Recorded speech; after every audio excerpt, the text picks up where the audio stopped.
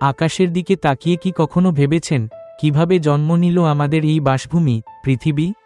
কোটি কোটি বছর আগেকার সেই আদিম মহাজাগতিক উপাখ্যান আজ আমরা জানব, যা আমাদের অস্তিত্বের মূল রহস্য উন্মোচন করবে।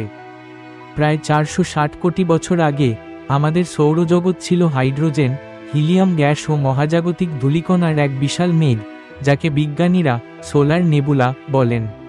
মহাকর্ষের টানে এই মেঘ সংকুচিত হয়ে কেন্দ্রে জন্ম নেয় আমাদের প্রাণদাতা সূর্য।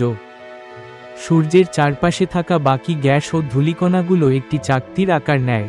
এই কণাগুলো ক্রমাগত একে অপরের সাথে ধাক্কা খেয়ে জোড়া লাগতে শুরু করে, যাকে অ্যাক্রিশন বলে। এই প্রক্রিয়ায় ছোট ছোট কণা থেকে তৈরি হয় গ্রহাণু, যা একত্রিত হয়ে ধীরে ধীরে আমাদের নীল গ্রহ পৃথিবীর জন্ম দেয়। এই মহাজাগতিক যাত্রা সত্যিই বিস্ময়কর। প্রকৃতির এই অসীম রহস্য জানতে আমাদের সাথে থাকুন। এমন আরও শিক্ষণীয় তথ্যচিত্র দেখতে চ্যানেলটি সাবস্ক্রাইব করুন এবং আপনার মূল্যবান মতামত জানাতে ভুলবেন না।